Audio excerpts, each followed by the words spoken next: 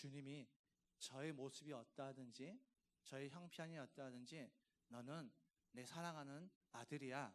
너는 내가 정말 가장 자랑스럽고 가장 정말 자랑하고 싶은 내 아들이야 라고 말씀하시는 그 주님의 음성이 있기 때문입니다. 그것은 저뿐만 아니라 오늘 이 시간 예배하는 저와 여러분 모두도 하나님께서 보시기에 야 너는 내가 가장 귀하게 여기는, 가장 아름답게 여기는, 가장 자랑스러운 내 딸이야, 내 아들이야 말씀하실 것입니다.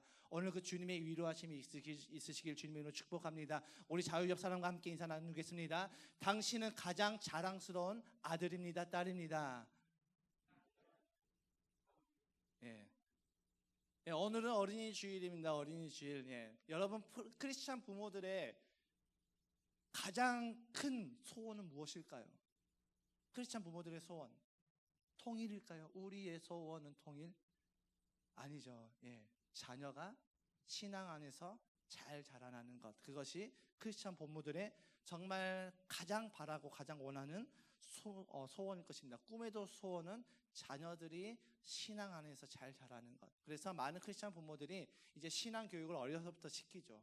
기도 훈련도 시키고 가정 예배도 드리고 말씀도 암송하게 하고 성경도 읽게 하고 또 큐티하면서 어려서부터 수많은 교육 훈련들을 시킵니다. 그런데 이 훈련도, 신앙의 훈련도 비례가 되죠. 부모들의 신앙이 성숙하면 성숙할수록 훈련의 양이 많아진다, 적어진다? 많아진다. 부모의 신앙이 성숙하면 성숙할수록 자녀들에게 가중되어지는 신앙의 훈련은 굉장히 많아집니다. 그럼에도 불구하고 자녀들의 신앙의 모습을 보면 어떻습니까? 야, 내가 이렇게 잘 지켰으니까 이 아이들이 정말 잘하고 있구나 라는 생각이 드십니까? 아니면 속에서 천불이 납니까? 예, 천불이 나죠. 그렇죠? 우리가 원하는 대로 자녀들이 신앙생활을 잘 안 하는 것 같습니다. 그래서 우리는 어떻게 합니까? 그 천불된 내 마음을 붙잡고 자녀들을 향해서 더 닥달하고 야, 이렇게 해야지, 저렇게 해야지, 야, 예배 태도가 그게 뭐야, 기도가 그게 뭐야, 찬양할 때 그게 모습이 뭐야, 이렇게 하면서 더 닥달하는 우리의 모습을 보게 되어질 것입니다. 여러분, 제가 질문 한번 드려보겠습니다. 좀 여러분들이 불편하실 수 있는 질문이기도 하죠. 여러분, 왜 우리의 자녀들은 예배 태도가 좋아야 될까요? 한번 이 부분에 대해서 생각해 보셨습니까? 왜 우리의 자녀들은 찬양을 열정적으로 해야 되고 기도를 간절하게 해야 될까요? 나는, 부모인 우리는 왜 우리의 자녀들에게 신앙 훈련을 하고 있을까요? 무엇 때문에 나는 신앙 훈련을 시키고 있는가? 또 내가 신앙 훈련을 하고 있다면 이 자녀들에게 신앙 훈련을 나는 어떻게 해야 되는가? 정말 믿음의 부모인 우리가 열심히 하나님을 믿고 열심히 하나님 앞에 봉사하고 헌신하면 과연 우리의 자녀들이 신앙 안에서 저절로 잘 세워지는가? 혹여라도 내가 열심히 했고 열심히 신앙생활했고 열심히 헌신했고 열심히 봉사했음에도 불구하고 열심히 기도했음에도 불구하고 내 자녀들의 신앙이 무너져 버렸다면 그것은 누구의 책임일까? 마지막 질문입니다. 여러분, 자녀들의 신앙 태도가 좋아야 되는 그 이유는 하나님 때문입니까? 아니면 나 때문입니까? 하나님을 위함입니까? 아니면 부모인 나의 만족을 위해서 자녀들의 신앙 교육을 시키고 있는 것입니까? 우리는 다른 사람들의 신앙을 판단하면 안 된다라고 우리는 이야기하죠. 그렇죠? 우리는 다른 사람들의 신앙을 판단하면 안 돼. 교회에서 기도하시는 분들, 교회에서 신앙생활 하시는 저 사람이 어떤 신앙인지 우리는 쉽게 판단하지 않습니다. 그런데 유독 우리는 자녀들의 신앙만큼은 쉽게 판단하고 쉽게 정죄를 하고 있다는 거죠. 그리고 그 판단에는 대부분 긍정적인 판단보다는 부정적인 판단이 굉장히 많이 있죠. 왜일까요? 그들이 예배를 드리는 모습을 보게 되어지고 그들이 실생활 가운데서 하나님을 찾지 않는 것처럼 보이기 때문입니다. 그래서 부모는 자꾸 조급한 마음으로 어떻게 합니까? 자녀들에게 신앙을 강요합니다. 예배 똑바로 드려. 찬양 똑바로 해. 찬양 시간에 박수 쳐야지. 너 찬양의 태도가 그게 뭐야? 너 기도할 때 지금 뭐 하는 거야? 기도할 때 왜 눈 떠? 그렇게 자꾸 신앙을 강요하고 있다는 거죠. 여러분, 신앙의 좋고 나쁨의 기준은 무엇입니까? 이 사람은 신앙이 참 좋아. 이 사람은 신앙이 별로야. 이 기준이 무엇입니까? 신앙의 태도요? 예배의 태도? 물론 신앙이 좋을수록 태도는 좋아질 수밖에 없겠죠. 그런데 의외로 태도가 좋은데 신앙이 엉망인 경우도 많이 있다는 거죠. 제가 사역을 할 때 설교를 하게 되어지면 어른들은 예배 시간에 정말 집중을 잘하고 자세가 흐트러짐 없이 잘 앉아 계십니다. 근데 설교에 관해서 질문을 하면 대답을 하지 못합니다. 반면에 제가 또 이 다음 세대 사역을 이렇게 하면서 보여봤던 건데, 그들은 예배 시간에 정말 엉망진창으로 앉아 있습니다. 뭐 누워 있는 애들도 있고요, 예, 막 게임하고 있는 애들도 있고. 그런데 그런 애들에게 질문하잖아요. 설교에 질문하면 정말로 다 대답합니다. 자, 이런 관점이라면 여러분, 누가 더 예배에 집중하고 있었을까요? 누가 더 말씀을 기울여 들었을까요? 근데 우리는 자꾸 어떻습니까? 자꾸 자녀들의 태도로 판단을 하고 정죄를 한다는 거죠. 예배 시간 쟤는 왜 저래? 왜 이렇게 앉아있지? 왜 저렇게 앉아있지? 왜 찬양을 안 하지? 저도 마찬가지입니다. 저도 우리 아이가 진짜 박수 잘 안 치거든요. 우리 아이가 진짜 박수 잘 안 치는데 제가 찬양을 하면서 계속 라이를 보면서 박수 이렇게 해도 라이는 안 한 것 같지 않습니다. 눈을 안 마주치는 건 자꾸 제 시선을 피하면서 박수를 잘 안 칩니다. 그러면 제 안에 그런 생각이 들죠. 쟤는 왜 이렇게 박수를 안 치지? 왜 이렇게 찬양하는데 이렇게 없지? 그러면서 제 생각은 어떻게 되어지냐면, 쟤네들은 왜 이렇게 믿음이 없지? 여러분도 그렇지 않습니까? 근데 이 부분을 성경은 우리에게 콕 찍어서 이야기하고 있습니다. 사무엘상 16장 7절 하반절의 말씀에 이런 말씀이 있습니다. 함께 읽어보겠습니다. 시작. 사람은 겉모습만을 따라 판단하지만 나 주는 중심을 본다. 아멘. 여러분, 뭐라고 이야기하고 있습니까? 사람은 겉모습만을 보고 판단하지만 주님은 무엇을 본다라고요? 중심을 본다라고 이야기하고 있습니다. 근데 우리는 어떻습니까? 우리는 자꾸 자녀들의 예배 태도, 모습, 그들의 실생활들을 바라보면서 자녀들을 판단하고, 쟤는 믿음이 아직 연약해, 쟤는 아직 믿음이 없어, 이렇게 판단하고 있다는 거죠. 근데 과연 하나님도 그러하냐는 거죠. 하나님께서도 우리의 자녀들을 내가 보는 시선과 똑같이 바라보고 있느냐라는 질문을 우리에게 던져봐야 된다는 거죠. 오늘 본문의 이 창세기 18장은 어떤 말씀이냐면, 하나님께서 소돔과 고모라를 심판하시기 직전에 이제 아브라함에게 하나님께서 그 계획을 말씀하시는 장면입니다. 근데 놀랍게도 이 19절의 말씀에 어떤 말씀이 있는지 함께 좀 살펴보겠습니다. 19절 하반절의 말씀입니다. 시작. 내가 아브라함을 선택한 것은 그가 자식들과 자손을 잘 가르쳐서 나에게 순종하게 하고 옳고 바른 일을 하도록 가르치라는 뜻에서 한 것이다. 여러분, 하나님께서 아브라함을 선택하신 이유에 대해서 분명하게 말씀하고 있습니다. 단순히 그는 믿음의 조상, 하나님을 잘 믿는 사람으로서 하나님께서 선택하셨던 것이 아니라 어떤 사명을 주셨습니까? 자녀에게 있어서 하나님을 믿는 사람이 어떻게 하나님을 따르며 살아야 하는지를 보여주고 또 그것을 가르쳐야 될 사명을 위해서 아브라함을 선택하셨다라고 이야기하고 있습니다. 이것은 아브라함만의 사명이 아니죠. 지금 이 시간 예배를 드리고 있는 저와 여러분, 부모인 우리 모두가 아브라함과 같이 자녀들에게 하나님을 믿는 사람이라면 이렇게 살아가야 돼, 하나님을 따르는 사람이라면 이런 모습으로 살아가야 돼 라고 우리의 삶을 통하여서 하나님을 따르는 삶이 무엇인지를 보여주고 가르쳐야 될 사명이 우리 모두에게 있다라는 것이죠. 그런데 문제는 무엇입니까? 우리에게 있어서 문제는 무엇이냐면, 우리의 시선이 우리도 모르게 왜곡되어져 있다는 거죠. 내 시선, 내가 자녀를 바라보는 시선이 왜곡되어져서 바라보고 있다는 것입니다. 여러분이 생각하는 좋은 자녀의 기준은 무엇입니까? 여러분들이 생각하는 좋은 자녀의 기준. 우리는 좋은 자녀, 크리스찬 부모들에게 어떤 자녀가 되길 원하십니까? 라고 질문을 드려보면 하나부터 열까지 다 이렇게 이야기합니다. 믿음 좋은 아이요. 그런데 믿음 좋은 아이요 라고 말하면서 거기에 무엇인가를 자꾸 플러스 시킨다는 것이죠.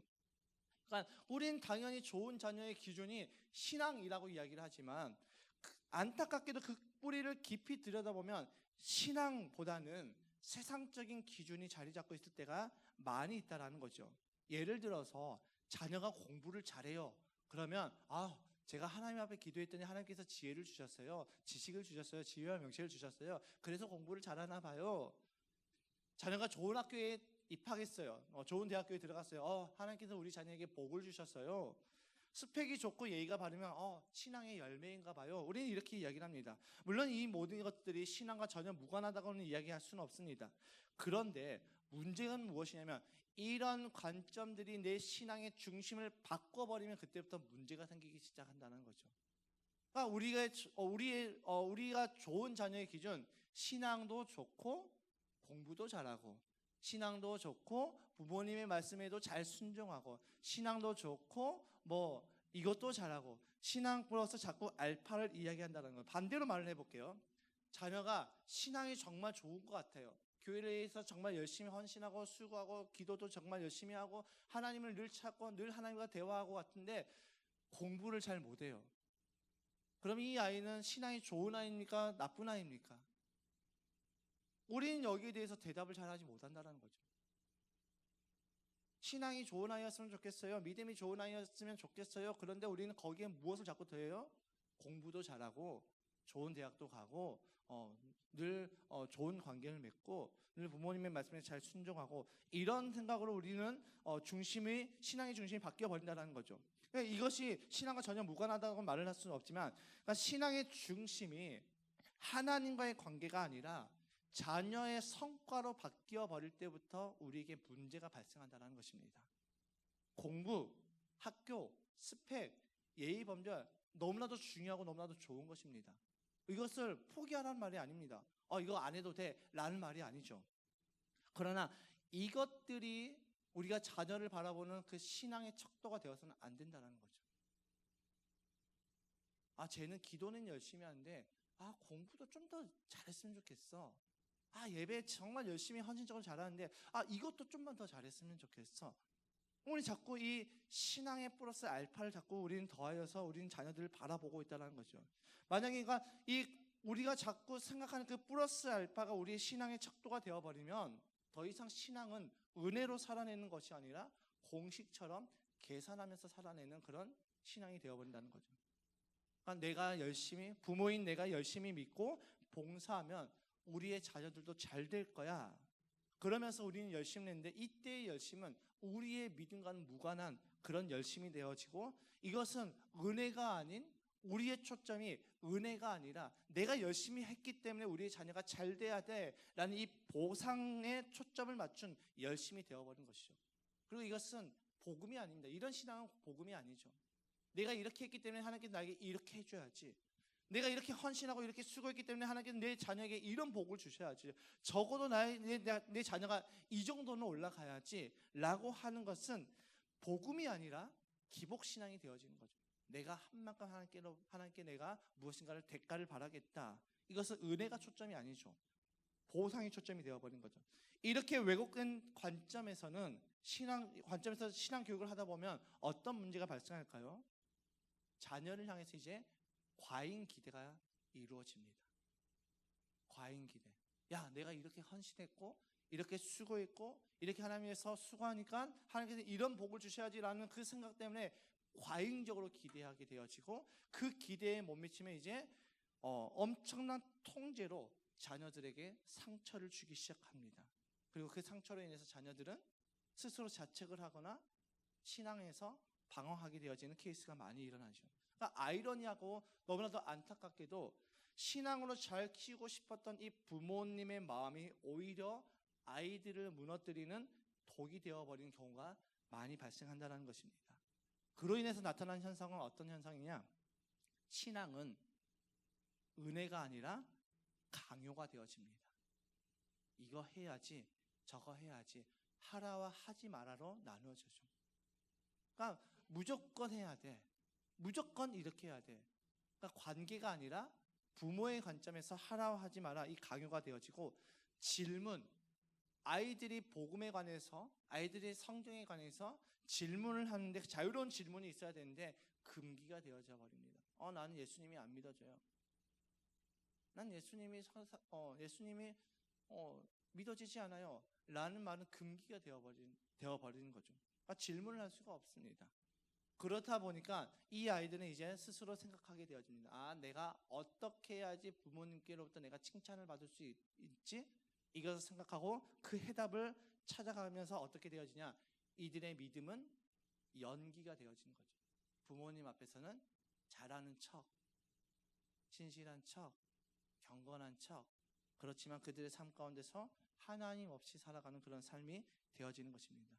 그리고 사랑의 관계가 아니라 기준이 되어진 거예요. 이 기준을 넘어서면은 사랑받는 아이, 이 기준을 넘어서지 못하면은 사랑을 받지 못하는 그런 기준이 되어버리고 결국 어떻게 되느냐? 하나님을 왜곡하게 되어집니다. 하나님도 나에게 실망하실 거야. 하나님도 나를 사랑하시지 않을 거야. 내 삶이, 내 모습이 이런데 난 하나님께서 나를 신경 쓰지 않으실 거야. 이렇게 하나님에 대한 왜곡된 시선으로 스스로를 자책하고 실망하고 무너지게 됩니다. 그리고 더 안타까운 것은 이러한 모습은 대물림이 되는 거죠. 그들이 어른이 되었을 때, 어려서부터 그런 정말 강압적인 신앙생활, 강압적인 과정에서 신앙생활했던 아이들은 커서 자신의 자녀들에게 이 신앙이라는 이름으로 강압적으로 아이들을 통제하는 경우가 계속해서 반복되어진 것이 발견되어집니다. 근데 여러분, 자녀를 바라보고 있는 나의 시선, 우리의 시선이 이렇게 왜곡되어져 있다면 우리는 자녀를 우리가 원하는 그 신실한 자녀, 믿음의 자녀로 세울 수 없다는 거죠. 그렇기 때문에 하나님께서는 먼저 부모인 저와 여러분을 부르셨다는 것입니다. 왜 부모를 먼저 부르셨습니까? 다시 한번 본문 19절의 말씀 하반절을 살펴보겠습니다. 시작. 내가 아브라함을 선택한 것은 그가 자식들과 자손을 잘 가르쳐서 나에게 순종하게 하고 옳고 바른 일을 하도록 가르치라는 뜻에서 한 것이다. 여러분, 하나님께서는 분명하게 말씀하시죠. 자녀를 세우는 책임은 누구에게 있다라고요? 부모에게 있다라고 말씀하고 있습니다. 그러니까 하나님께서는 자녀를 세우시기 전에 이 자녀를 세워야 되는 그 책임이 있는 부모를 먼저 부르시고 회복시키신다는 거죠. 그러니까 자녀를 세우기 전에 먼저 부모인 저와 여러분들을 부르시고 회복하신 그 이유는 부모인 저와 여러분이 먼저 바뀌어야지, 먼저 회복되어야지 우리는 자녀들을 하나님의 뜻대로 세워나갈 수 있기 때문에 저와 여러분들을 먼저 부르셨다는 것입니다. 오늘 설교 제목이 먼저 내가 먼저인 이유. 우리가 먼저인 이유가 바로 여기 있다는 것입니다. 내가 먼저 불려짐을 받고, 내가 먼저 부르심을 받고, 내가 먼저 회복되어지고, 내가 먼저 왜곡된 시선들이 깨뜨려지고 나아갔을 때 우리는 비로소 우리의 자녀들을 세워나갈 수 있다는 거죠. 바꿔서 말하면 자녀의 신앙이 무너진 1차적인 책임은 누구에게 있다고요? 부모인 우리에게 있다는 것입니다.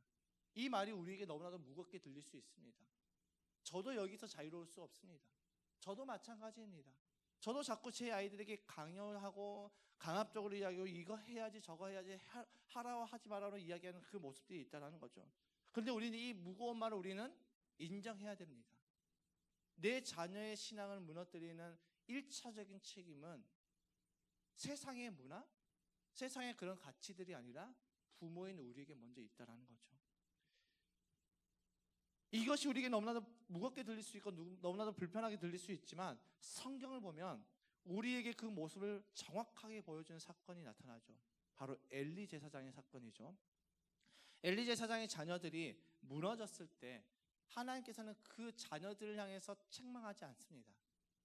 너희들 왜 그래? 너희들 똑바로 해야지. 야, 제사장의 자녀들이 그렇게 하면 돼? 라고 책망하시지 않습니다. 누구를 먼저 찾아오셨습니까? 엘리 제사장을 먼저 찾아오시죠. 그리고 그에게 책망을 합니다.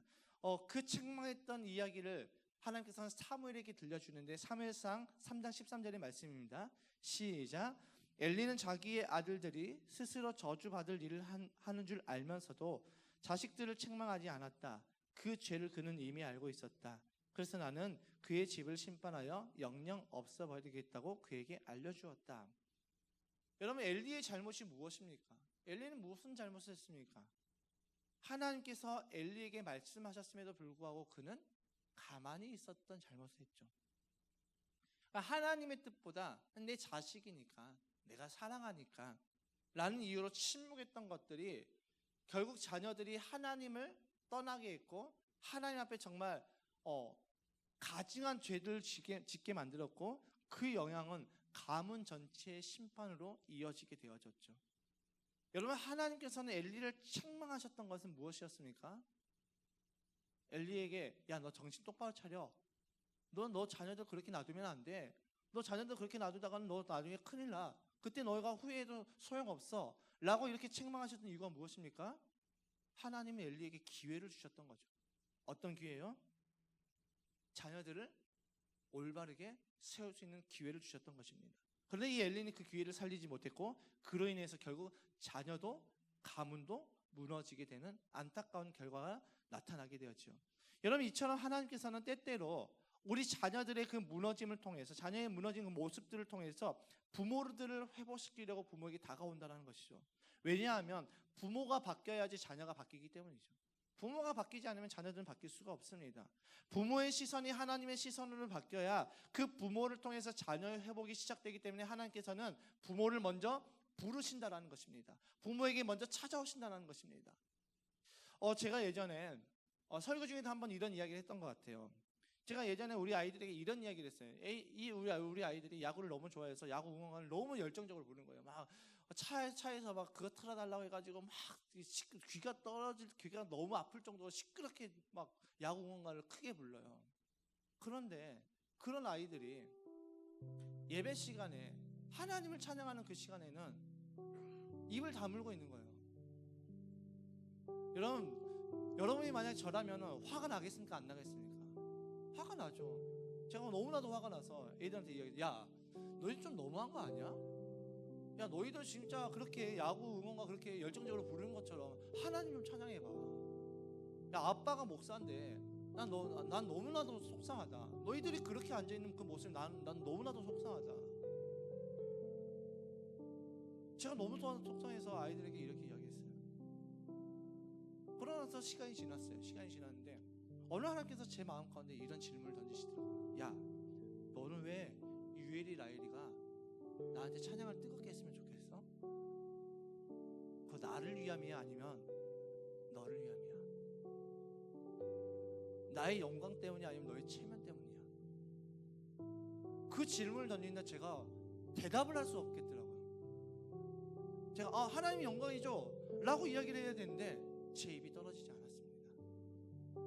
전 너무나도 부끄러웠습니다. 내가 우리 아이들에게 찬양을 하고 닥달했던 것은 하나님을 찬양하라고 했던 것이 아니라 나의 체면 때문이었구나. 제가 초반에 질문을 던졌죠. 여러분이 자녀들에게 신앙의 태도를 강요하는 그 이유는 정말 하나님 때문입니까? 아니면 당신들 때문입니까? 여러분들의 체면 때문입니까? 아니면 하나님 때문입니까? 저는 지금까지 하나님 때문에 제가 자녀들을 신앙교육 시키고 있다고 생각을 했습니다. 그런데 하나님께서 그 저의 본질을 찔러버리더라고요. 정말 나 때문에 맞아? 정말 나 때문에 너가 지금 너 자녀들에게 그렇게 이야기하는 거 맞아? 대답을 할 수가 없었습니다. 그래서 저는 하나님 앞에 회개했습니다. 하나님, 제가 하나님보다 더 위에 있었습니다. 하나님, 제가 하나님보다 더 위에서 내가 내 자녀들을 판단하고 정죄하고 있었네요. 주님 죄송합니다. 이 기도를 통해서 하나님께서는 저의 시선을 바꿔가기 시작하고 있습니다. 바꿔가고 계시고 있습니다. 여러분, 자녀가 무너지는 것 같습니까? 자녀가 찬양을 안 하는 것 같습니까? 자녀가 말씀도 안 듣는 것 같고 기도도 안 하는 것 같습니까? 신앙이 무너져 있는 것처럼 보입니까? 그 문제로 내가 하나님 앞에 기도하고 있지만 여전히 변하지 않는 그 자녀들을 바라볼 때마다 우리의 마음이 무너지고 낙심되고 있습니까? 그때 하나님께서는 우리에게 이렇게 말씀하실 것입니다. 야, 난 너를 먼저 부르는 거야. 네 자녀를 통해서 난 너를 먼저 부르고 있어. 난 너를 먼저 회복시킬 거야. 네가 먼저 회복돼야 돼. 사랑하는 내 아들아, 사랑하는 내 딸아, 너의 자녀 때문에 낙심되고 아파하고 무너져 있는 그 심령 가지고 나에게 와. 내가 너를 회복시키고 내가 너를 일으킬 거야. 그래서 내가 너를 통하여서 너의 자녀들을 회복시킬 거야. 그러니 너는 자녀를 바라보지 말고 너는 나를 바라봐. 이렇게 말씀하시는 주님의 음성이 여러분들에게 들리실 것입니다. 여러분, 하나님께서는 자녀를 세우시기 전에 부모인 저와 여러분의 시선을 바꾸시고 회복시키십니다. 신학자 보네퍼는 이렇게 우리에게 이야기했습니다. 한번 띄워주시죠. 신학자 보네포는 이렇게 얘기합니다. 하나님은 우리가 무너질 때 더 가까이 계신 자.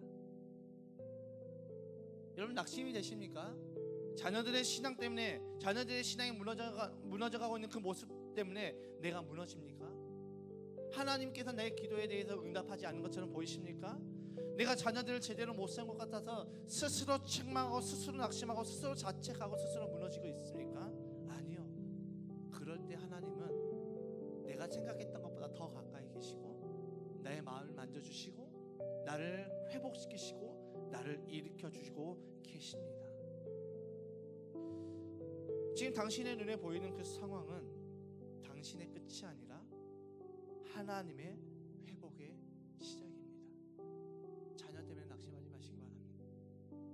무너져 있는 그 자녀를 바라보면서 스스로 자책하지 마시기 바랍니다. 여러분이 끝이라고 생각하는 그 시점은 끝이 아니라 하나님의 회복의 시작인 것입니다.